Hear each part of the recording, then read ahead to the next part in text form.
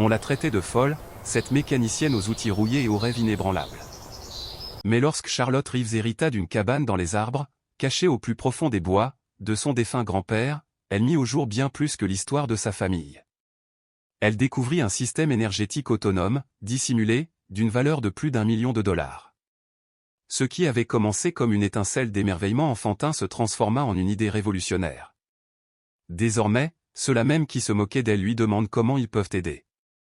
C'est l'histoire d'une mécanicienne, d'un projet audacieux de construction de cabanes dans les arbres, et d'un secret caché qui pourrait bien aider à sauver l'avenir. Mais avant de plonger, dites-nous d'où vous nous regardez. Nous adorons voir notre famille mondiale dans les commentaires. Commençons. L'odeur de l'huile de moteur usagée et des copeaux de cèdre rappelait toujours son grand-père à Charlotte Reeves. Même maintenant, 3 semaines après ses funérailles, elle se retrouvait à rêver de ses après-midi d'été dans son garage poussiéreux, où il la laissait tenir la clé à molette même quand ses mains étaient trop petites.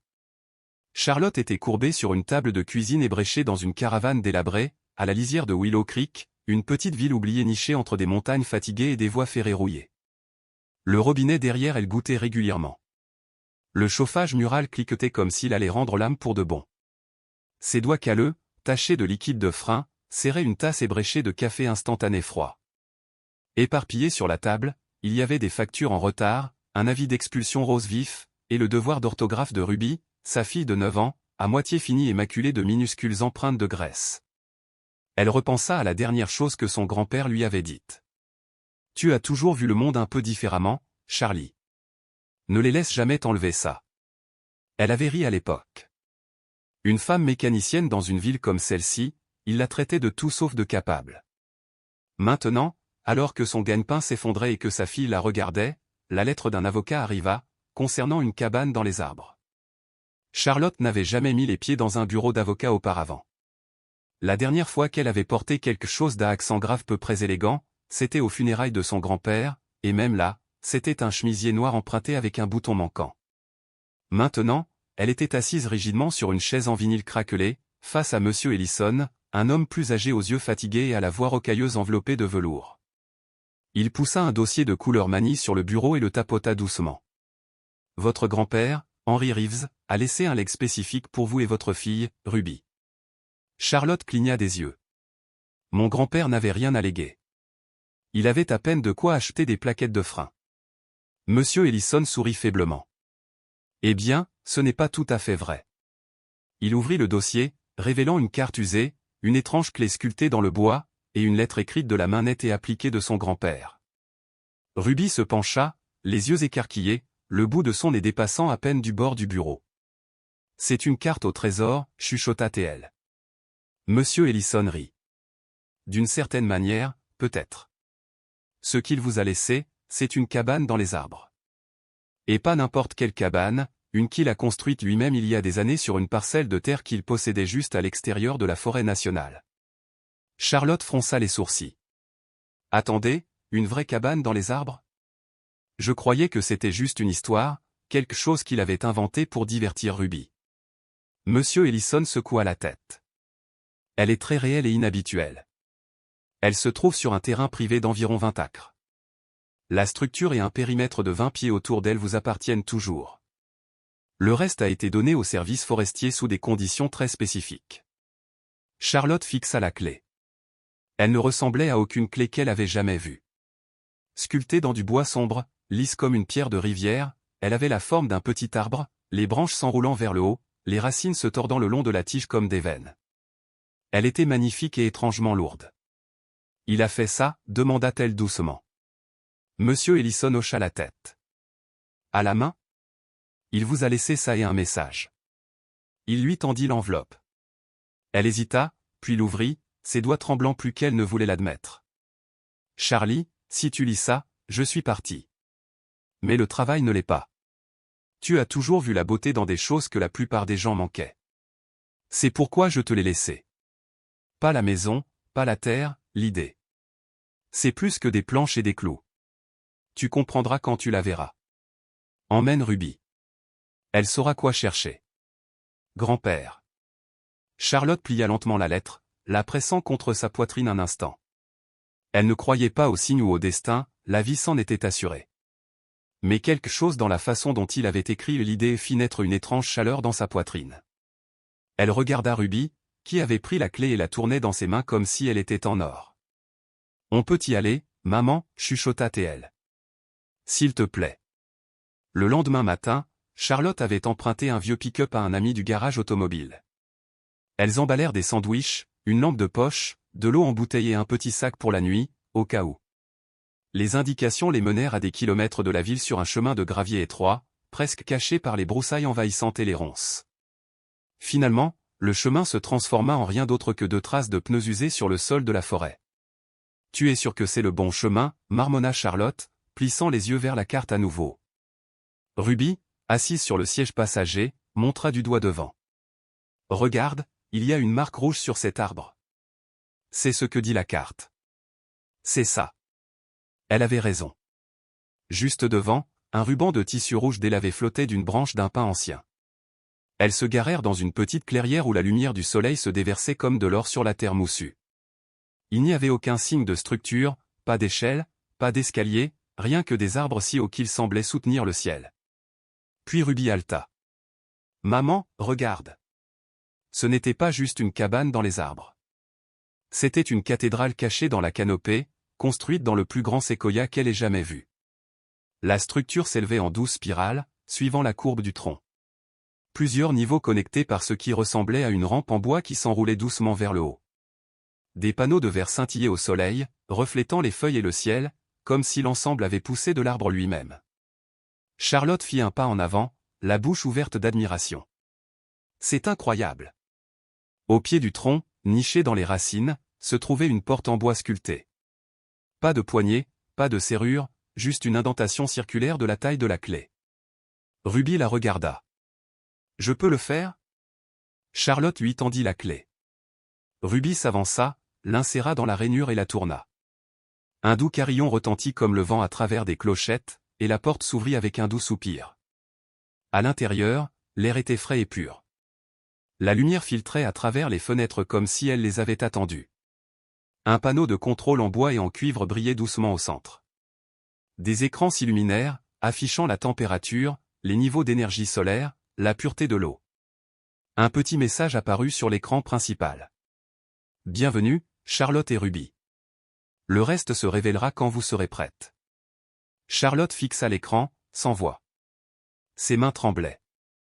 Elle ne savait pas ce qu'était cet endroit. Elle ne savait pas pourquoi son grand-père l'avait construit.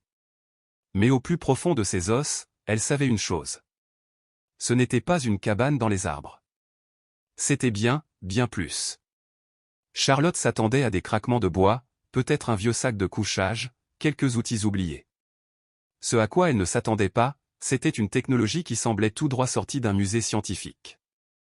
L'intérieur de la cabane dans les arbres scintillait d'une énergie silencieuse, tout était fabriqué en bois et en métal, mais brillait doucement comme si la forêt elle-même l'alimentait. « Maman » chuchota Ruby, tournant lentement au centre de la pièce. « C'est magique. » Charlotte était trop stupéfaite pour répondre. Elle passa ses doigts le long d'un mur doublé de cuivre, puis tapota l'un des panneaux lumineux. Un écran s'alluma, affichant des données environnementales en temps réel, température, humidité, production solaire, pureté de l'eau. Un autre écran montrait une carte 3D de la forêt environnante avec de petits nœuds lumineux étiquetés, panneaux solaires à, source d'eau 3, module de serre. Qu'est-ce que tout ça? Elle se retourna lentement, les yeux écarquillés, le souffle coupé. Ce n'était pas juste une cabane dans les arbres sophistiqués. C'était une installation de recherche hors réseau entièrement intégrée. Elles explorèrent d'abord le niveau inférieur. Chaque détail semblait intentionnel, éclairage solaire, collecte d'eau de pluie intégrée au toit, un système de refroidissement naturel fait de pierre et de bouches d'aération. Même les meubles semblaient faits à la main. Pas une seule vis ou un clou mal placé. Tout était silencieux, efficace, propre. Au centre de la pièce se trouvait un établi couvert d'outils soigneusement rangés et de plans à moitié finis. Ruby montra du doigt un petit appareil rectangulaire. C'est une batterie? Charlotte le ramassa avec précaution. Il n'était pas plus grand qu'un livre de poche, avec des ports à chaque extrémité et une étiquette indiquant « Générateur Nanol V4, stockage 9,3 kW, adaptatif solaire ». Elle cligna des yeux. C'était plus de puissance que tout son mobil-home ne pouvait en contenir. Et ceci avait la taille d'une boîte à lunch.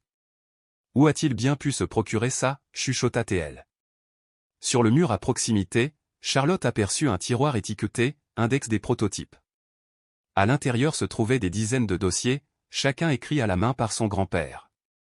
Des schémas, des listes de composants, des notes de test, et au fond, une enveloppe marquée « Ouvrir quand vous serez prête ». Cette nuit-là, elles restèrent dans la cabane. Charlotte prépara un dîner simple avec les provisions qu'elles avaient apportées, en utilisant la plaque à induction intégrée alimentée par la batterie solaire. Ruby était assise en tailleur dans le salon, feuilletant les croquis de son grand-père, chuchotant « Oh là là !» toutes les quelques minutes comme si elle avait trouvé un trésor. Après le dîner, Charlotte ouvrit l'enveloppe. « Charlie, si tu lis ça, alors tu as vu ce que j'ai construit. Ce n'est pas fini. Ça n'a jamais été censé l'être.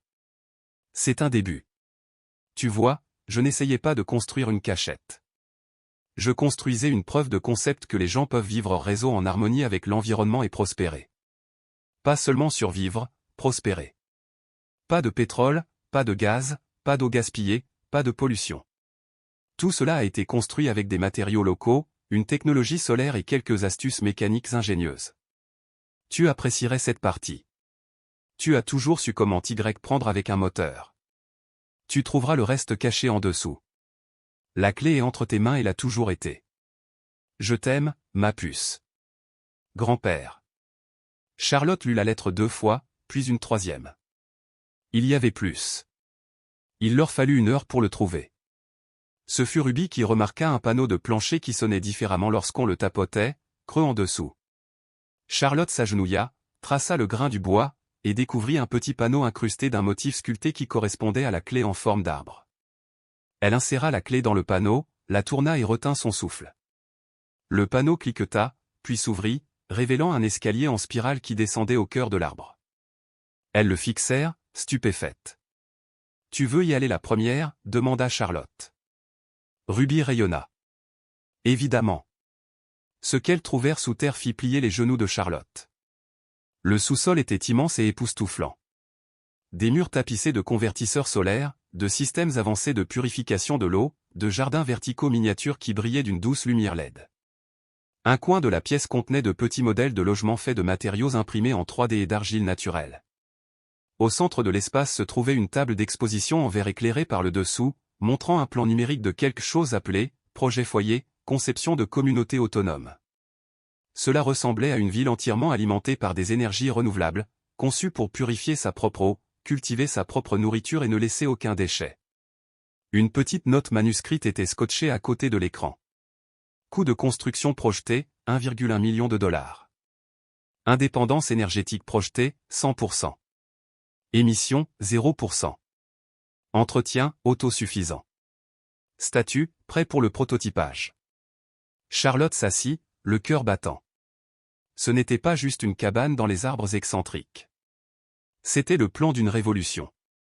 Son grand-père avait construit un modèle fonctionnel de la façon dont les humains pouvaient vivre avec la nature, non contre elle, eau propre, énergie gratuite, sécurité alimentaire, communauté. Et personne ne le savait. Personne sauf elle. De retour à l'étage, tandis que Ruby s'endormait sous la douce lueur des lumières solaires, Charlotte s'assit près de la fenêtre et regarda la nuit. Elle pensa à toutes les fois où les gens s'étaient moqués d'elle, à tous les clients qui l'avaient repoussée parce qu'elle était une femme en salopette, à tous les emplois qu'elle avait perdus parce qu'elle osait être à la fois capable et femme dans un monde qui haïssait cette combinaison. Et maintenant, elle dormait dans un secret d'1 million de dollars construit par quelqu'un que tout le monde pensait être juste un vieil homme avec trop d'outils. Personne ne croyait en Charlotte. Personne ne croyait en Henry Reeves. Mais demain, quand le monde verrait ce qu'ils avaient laissé derrière eux, ils allaient croire. Le matin dans la forêt ne ressemblait pas à son vieux réveil. Il résonnait comme le chant des oiseaux, le vent chuchotant à travers les branches de séquoia, le doux bourdonnement des batteries solaires se rechargeant après une nuit de travail silencieux. Charlotte était assise sur le pont d'observation avec une tasse d'eau de source fraîche et un carnet sur ses genoux. Le monde en contrebas se réveillait encore, mais son esprit avait couru pendant des heures. Elle ressassait sans cesse la même pensée. Et s'il avait voulu que je le termine ? Elle jeta un coup d'œil à Ruby, toujours endormie, recroquevillée sous une couverture près du jardin intérieur qu'elles avaient découvert la veille. Un rayon de soleil chaud filtrait par la fenêtre, attrapant le roux de ses cheveux. À ce moment-là, Charlotte réalisa quelque chose de si grand que ses yeux lui piquèrent. Il ne s'agissait pas de ce que son grand-père leur avait laissé. Il s'agissait du pourquoi. À Willow Creek, elle n'avait toujours été que la fille avec la boîte à outils. Les gens lui apportaient leurs tondeuses et leurs vieux tracteurs quand ils tombaient en panne. Certains étaient polis, d'autres non.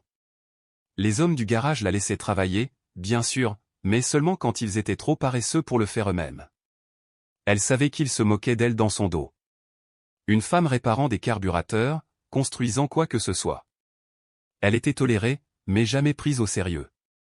Elle se souvenait d'avoir entendu M. Branson au restaurant rire avec ses amis, disant « Charlotte Reeves ne peut pas construire plus qu'un poulailler sans casser quelque chose. » Elle n'avait rien dit alors. Jamais. Elle se contentait de baisser la tête, de se salir les ongles et de travailler plus dur que quiconque. Mais maintenant, elle se tenait à l'intérieur d'une structure qui faisait paraître toute la maison de Branson comme une remise. Son grand-père avait cru en elle, lui avait fait confiance non seulement pour hériter, mais pour continuer. Elle n'avait pas seulement réparé des machines dans ce parc de caravanes. Elle s'était entraînée pour quelque chose de plus grand. Elle ne le savait que maintenant. Plus tard dans la journée, elles explorèrent davantage le laboratoire souterrain. Ruby trouva un tiroir étiqueté « Unité de conception de terrain », rempli de plans de petits appareils autonomes, des cuiseurs solaires qui se pliaient à plat comme du papier, un purificateur d'eau qui fonctionnait sans électricité, des abris d'urgence qui pouvaient être installés en moins de 30 minutes. Charlotte reconnut les pièces, toutes des matériaux de base, des choses que l'on pouvait récupérer dans les décharges, ce qui signifiait que n'importe qui pouvait les construire. Ruby leva les yeux vers elle, confuse. « Qu'est-ce que tu veux dire ?» Charlotte tourna le plan vers elle. « Ce n'est pas du matériel de laboratoire haut de gamme, mon bébé. C'est accessible. Ça signifie qu'il voulait que ce soit utilisé par des gens qui n'avaient pas d'argent. Il n'a pas construit ça pour les riches. » Ruby hocha lentement la tête. « Comme nous. » Charlotte sourit. « Exactement comme nous. » Cet après-midi-là, elles trouvèrent les journaux vidéo. Dans le loft à l'étage, ce qui ressemblait à un espace bibliothèque douillet, il y avait un projecteur intégré au plafond. Ruby découvrit comment l'allumer, et soudain, le visage d'Henry Reeves apparut dans la pièce. Il était plus âgé qu'elle ne se souvenait, plus grisonnant, plus lent, mais avec les mêmes yeux doux et la même confiance tranquille. « Si vous regardez ceci, commença-t-il, c'est que Charlie a trouvé la clé. » Charlotte ne pouvait plus respirer. Elle se pencha en avant, les deux mains serrant ses genoux. « J'ai toujours su que tu finirais par venir ici.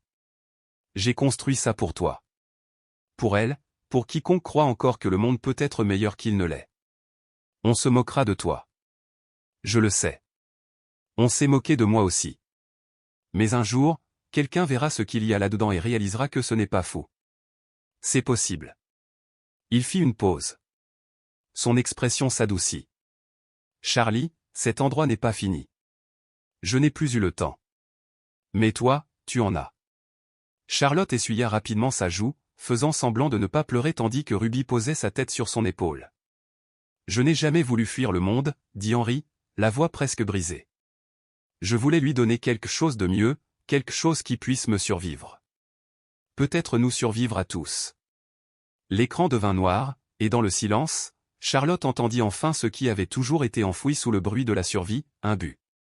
Ce soir-là, alors que le soleil disparaissait derrière la ligne des arbres, Charlotte se tenait au bord du pont d'observation, regardant la lumière danser à l'horizon. « Avant, je pensais que je n'avais pas d'importance, » murmura-t-elle. « Que je ne serais jamais que la fille avec la clé à molette. » Ruby s'appuya sur la balustrade à côté d'elle.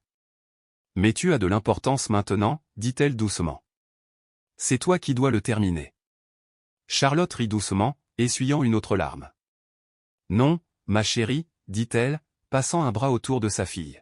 « C'est nous. Nous allons le terminer ensemble. » Le lendemain matin, Charlotte se réveilla, l'esprit déjà en pleine effervescence. Pas d'inquiétude pour une fois, mais de possibilités. Elle avait passé tant de sa vie à réparer des choses déjà cassées, des moteurs rouillés, des chauffe-eau fissurés, une vieille caravane qui gémissait chaque fois que le vent soufflait trop fort. Mais ici, dans cette merveille cachée que son grand-père avait construite, elle ne réparait rien. Elle construisait. Ruby entra dans la cuisine pieds nus, les cheveux en bataille, vêtue d'une des chemises en flanelle de sa mère comme une robe. « Tu es debout tôt, dit Charlotte, versant de l'eau de source filtrée dans la bouilloire. « Je n'ai pas pu dormir, dit Ruby avec un petit sourire. Trop d'idées. Charlotte rit. Moi aussi. Après le petit déjeuner, elles retournèrent au laboratoire souterrain. Charlotte étala les plans sur la table en verre tandis que Ruby déballait soigneusement le modèle réduit de la communauté durable, Project Art. Chaque maison miniature du modèle était marquée de panneaux solaires, de collecteurs d'eau de pluie et de minuscules jardins sur les toits. Charlotte le fixa comme si c'était la réponse à une question qu'elle se posait toute sa vie. Et si c'était réel? Pas seulement un rêve, pas seulement un prototype caché dans la forêt. Et si des gens, des familles comme les leurs, pouvaient vivre dans des maisons qui n'empoisonnaient pas la planète? Qui ne dépendaient pas des entreprises pour l'électricité, l'eau ou la nourriture? Elle murmura la pensée à voix haute. Quelqu'un doit construire le premier. Dans le classeur étiqueté « Stratégie de mise en œuvre », Charlotte trouva ce qu'elle ne savait pas qu'elle cherchait. Un plan détaillé esquissé de la main serrée et carrée de son grand-père pour donner vie au projet foyer.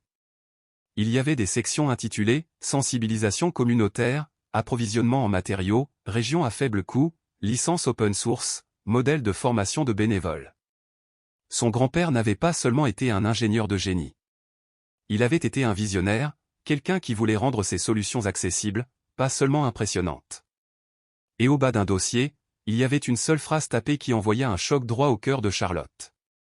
Ceci appartient aux personnes qui en ont le plus besoin. Plus tard dans la journée, elles se rendirent au bord de la propriété où une clairière s'ouvrait sur un large point de vue. De là, Charlotte pouvait voir les minuscules taches de toit de Willow Creek, le parc de caravanes, la station-service rouillée, la ville qui s'était moquée d'elle parce qu'elle était une mécanicienne femme avec trop d'ambition. Elle resta là longtemps, le vent effleurant ses joues comme un doux rappel. Tu n'as plus à demander la permission. De retour à la cabane, Ruby avait fait un dessin et l'avait collé au mur. Une communauté de petites maisons avec des panneaux solaires, entourés d'arbres et de bonhommes allumettes souriants. Elle avait écrit en grandes lettres maladroites en haut, « Construisons le rêve de grand-père ». Charlotte s'assit à côté d'elle, lui prit la main et la serra. « D'accord, murmura-t-elle. Faisons-le. » À la fin de la semaine, Charlotte avait passé son premier coup de fil. Elle se souvint d'une femme nommée Dr Elena Marsh, une professeure en développement durable qui avait visité son lycée il y a 10 ans pour parler de logements autonomes. Charlotte avait été la seule élève à lui poser une question, la seule à rester pour discuter. Elle avait écrit son adresse e-mail au dos d'une serviette. À la surprise de Charlotte, elle fonctionnait toujours. Elles organisèrent un appel vidéo. À l'écran, le docteur Marsh apparut plus âgé maintenant, avec des cheveux argentés aux tempes et des lunettes de lecture poussées sur sa tête. « Charlotte Reeves, dit-elle, la voix pleine de curiosité. Je n'ai pas entendu ce nom depuis longtemps. J'ai trouvé quelque chose, dit Charlotte. Et je pense que c'est important. Elle expliqua tout, la cabane dans les arbres, le laboratoire souterrain, les modèles, les données, le rêve. Elle ne cacha rien. Quand elle eut fini, il y eut un long silence. Le docteur Marsh finit par se pencher et dit, « Vous comprenez ce sur quoi vous êtes assise, n'est-ce pas ?» Charlotte hocha la tête. « Oui, maintenant, docteur. » Le docteur Marsh sourit. « Alors, aidons-vous à le protéger et à le construire. » Les jours suivants s'estompèrent dans un flou. Le docteur Marsh mit Charlotte en contact avec un cabinet d'architecture à but non lucratif en Oregon spécialisé dans la conception de communautés durables.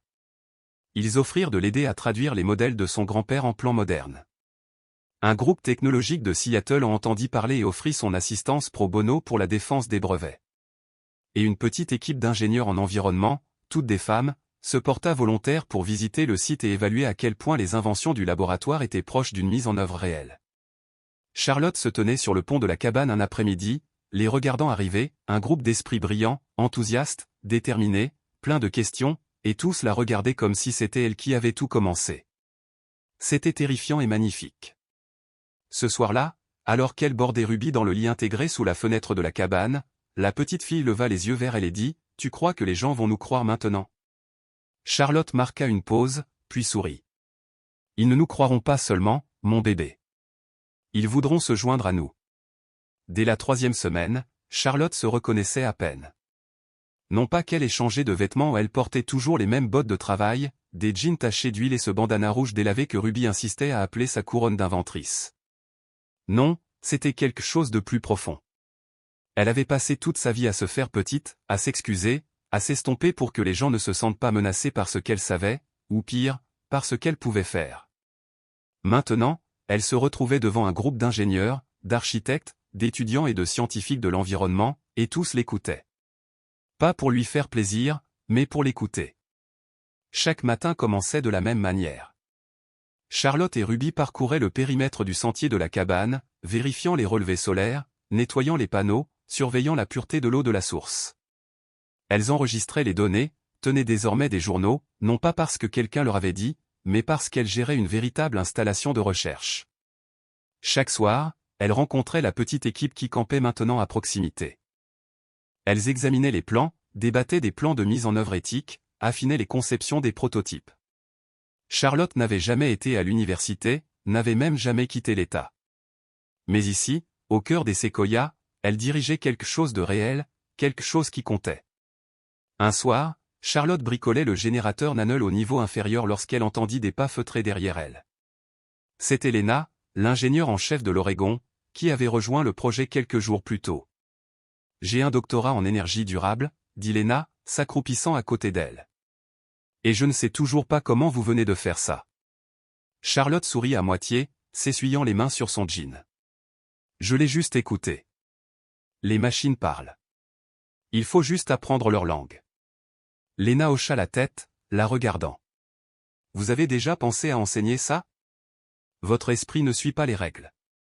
Vous en construisez de nouvelles. » Charlotte haussa les épaules.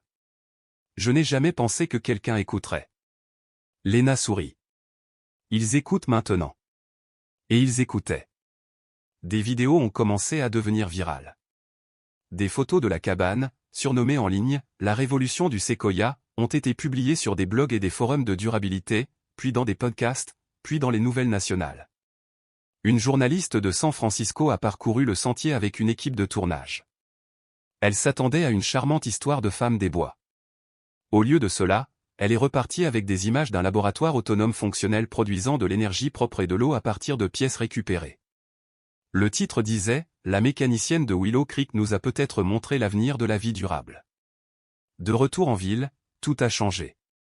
Les gens qui se moquaient de Charlotte l'arrêtaient maintenant à la station-service pour lui demander s'il pouvait venir voir la cabane dans les arbres. Des professeurs du lycée local lui ont demandé si elle pouvait venir parler aux élèves, peut-être montrer aux filles ce qui était possible. Même M. Branson, qui avait dit qu'elle ne pouvait pas construire plus qu'un poulailler, est apparu au début du sentier avec un air confus sur le visage et une tarte que sa femme avait préparée. « Je suppose que je me suis trompé », murmura-t-il. Charlotte se contenta de sourire. Beaucoup de gens se sont trompés. Mais il ne s'agissait plus de prouver que les autres avaient tort. Ce feu s'était éteint. Maintenant, il s'agissait de prouver que quelque chose était juste. Que son grand-père avait eu raison de rêver si grand. Que Ruby avait raison de croire à la magie.